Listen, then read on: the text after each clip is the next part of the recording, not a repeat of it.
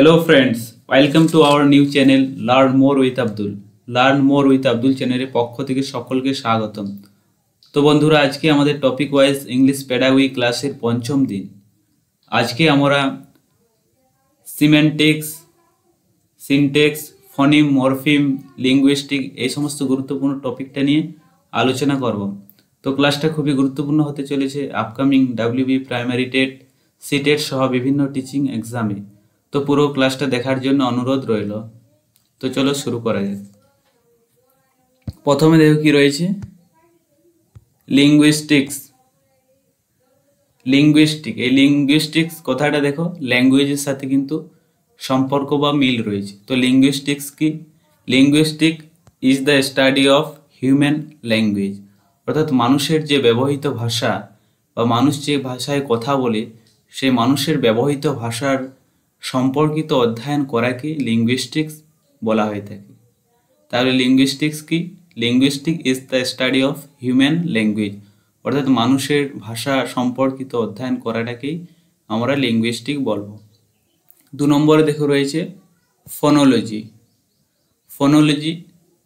তো দেখো phonology is the study of sound, অর্থাৎ শব্দ সম্পর্কিত অধ্যয়নকে বা মানুষের বাকযন্ত্র দ্বারা উচ্চারিত যে সাউন্ড সেই সম্পর্কিত অধ্যয়ন করাকে বা সেই সম্পর্কিত বিদ্যাকে আমরা কি বলবো? ফোনোলজি। তো phonology is related to sound. এই যে সাউন্ড কথাটা থাকলে কি হয়ে যাবে? Phonology is related to sound. তো ফোনোলজি হচ্ছে এটাই।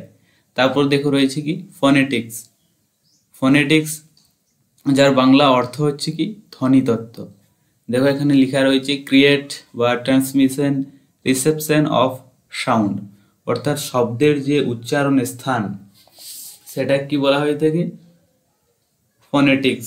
শব্দের উচ্চারণ স্থান, অর্থাৎ একটা শব্দ আমাদের বাকযন্ত্রের কোন জায়গা থেকে উচ্চারিত হচ্ছে, যে কণ্ঠ না কণ্ঠতালব্য না স্নিগ্ধ তালব্য, অর্থাৎ যে শব্দের উচ্চারণ স্থান এই সম্পর্কিত অধ্যয়ন বা এই সম্পর্কিত জানাকে আমরা কি বলে থাকবো? ফোনেটিক্স।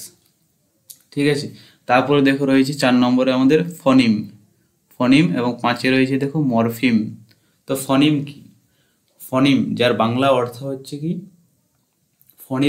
ফনিমের বাংলা অর্থ হচ্ছে ধ্বনিমূল।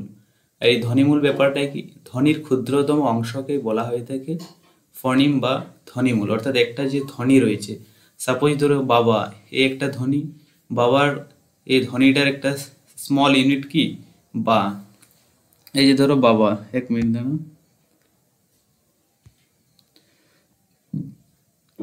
এই যে ধরো বাবা, বয়াকার বাবা, এটা একটা কি? ধ্বনি বা একটা হচ্ছে সম্পূর্ণ একটা শব্দ। এর যদি সিঙ্গেল ইউনিট আমরা খুঁজি তাহলে সিঙ্গেল ইউনিট কি পাবো? এই যে বা বই, এই যে ব হস্যই বই, এর সিঙ্গেল ইউনিট কি? যদি আমরা বলি ব, তো এই বটা কি হয়ে যায়? ফনিমটা হচ্ছে কি? Phoneme is a small unit of word, অর্থাৎ একটা শব্দ তার ক্ষুদ্রতম এককটাই হচ্ছে কি? বা ক্ষুদ্রতম অংশই হচ্ছে ফনিম বা ধ্বনি মূল। তারপরে দেখো রয়েছে মরফিমটা কি? Morpheme is a smallest meaningful unit of sound, অর্থাৎ এই যে একটা শব্দ বা সাউন্ড রয়েছে তার একটা যে অর্থপূর্ণ শব্দ, এটাকে আমরা বলবো মরফিম যার বাংলা অর্থ হচ্ছে কি? রূপমূল। ফনিমের বাংলা অর্থ হলো ধ্বনিমূল আর মরফিমের বাংলা অর্থ হচ্ছে রূপমূল। Morpheme is a smallest meaningful unit of sound, অর্থাৎ একটা শব্দ রয়েছে তার অর্থপূর্ণ ব্যাপারটাই হচ্ছে কি? Morpheme. It is also a word, অর্থাৎ কি? মরফিমও কিন্তু একটা ওয়ার্ড, কিন্তু এর কি নিজস্ব একটা অর্থ থাকে। তো ফনিম এবং মরফিমের বেসিক পার্থক্য কোনখানে? ফনিমের ক্ষেত্রে কিন্তু যেটা আমরা করব তার অর্থ থাকে না, ঠিক আছে, অর্থাৎ স্মল ইউনিট অফ ওয়ার্ডে হয়ে থাকে কিন্তু তার অর্থ থাকে না। কিন্তু মরফিমের ক্ষেত্রে কি? মিনিংটা কিন্তু সবচেয়ে বেশি প্রয়োজনীয় বা নেসেসারি, অর্থাৎ মরফিমে মিনিং থাকবে, ফনিমে মিনিং থাকে না, কেবল স্মল ইউনিট অফ ওয়ার্ড বা একটা ভাষার ক্ষুদ্রতম অংশ হয়ে থাকে। কিন্তু মরফিমের ক্ষেত্রে কি? অর্থ সহ ভাষার ক্ষুদ্রতম একককে মরফিম বলি, অর্থাৎ এক্ষেত্রে মিনিংটা ম্যান্ডেটরি। এই ছিল ফনিম এবং মরফিমের বেসিক পার্থক্য। চলে যাও আমাদের পরের স্লাইডে। দেখো আমাদের পরের স্লাইডে রয়েছে সিনট্যাক্স সিমান্টিক্স, প্র্যাগম্যাটিক্স, এই ব্যাপারগুলো, ঠিক আছে। তো দেখো প্রথম আমরা জানবো সিনটেক্স। সিনটেক্সটা কি? সিনটেক্স যার বাংলা অর্থ হচ্ছে কি বাক্যতত্ত্ব বা পদক্রম। তো বাক্যতত্ত্ব বা পদক্রম ব্যাপারটা কি? অর্থাৎ একটা সেন্টেন্সের বা ফ্রেজের বা ওয়ার্ডের যে একটা রিয়ারেঞ্জ, দেখো লেখা রয়েছে এখানে সিকোয়েন্স বা রিয়ারেঞ্জড অফ ওয়ার্ডস, ফ্রেজ, সেন্টেন্স, এই ব্যাপারটা। অর্থাৎ বাক্যতত্ত্ব বা পদক্রম জিনিসটা হচ্ছে কি একটা বাক্যের সঠিক সিকোয়েন্স, এই যে সাবজেক্ট, ভার্ব, অবজেক্টের সিকোয়েন্স বা কারেক্ট রিয়ারেঞ্জড অফ ওয়ার্ডস, অর্থাৎ শব্দের যে সঠিক সংগঠন বা সাবজেক্ট, ভার্ব, অবজেক্ট, এই ব্যাপারটা। যেরকমভাবে যদি আমরা বলি, যদি আমি বলে থাকি, দেখো এখানে যদি আমি বলি going, I am to school, going I am to school, অর্থাৎ এক্ষেত্রে দেখো আমি কিন্তু যে সাবজেক্ট ভার্ব অবজেক্ট এই সিকোয়েন্সটা কিন্তু এখানে আমি ফলো করিনি। কারণ কি প্রথমে আমাদের কি আসবে? সাবজেক্ট আসবে। তাহলে এটা সঠিক আমাদের কি হয়ে যাবে? সঠিক হয়ে যাবে কি আই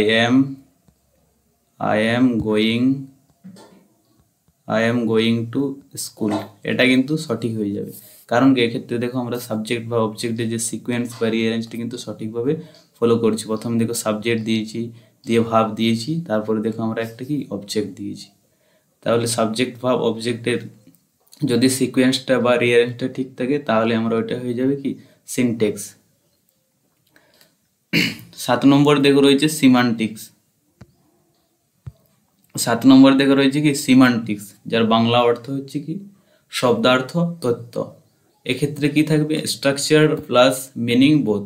অর্থাৎ সিমান্টিক্সের ক্ষেত্রে স্ট্রাকচার মানে সঠিক সিকোয়েন্স, সাবজেক্ট বা অবজেক্টের সিকোয়েন্সটাও ঠিক থাকবে, তার পাশাপাশি কি ওই যে একটা সেন্টেন্সটা কিন্তু অর্থপূর্ণ হয়ে থাকবে, এমন নয় যে অর্থহীন একটা সেন্টেন্স হয়ে থাকবে, ঠিক আছে। সিমান্টিক্সের ক্ষেত্রে দুটোই কিন্তু ইম্পর্টেন্ট, অর্থাৎ এক্ষেত্রে স্ট্রাকচারও ঠিকঠাক থাকে, তার পাশাপাশি মিনিংটাও কিন্তু মাস্ট।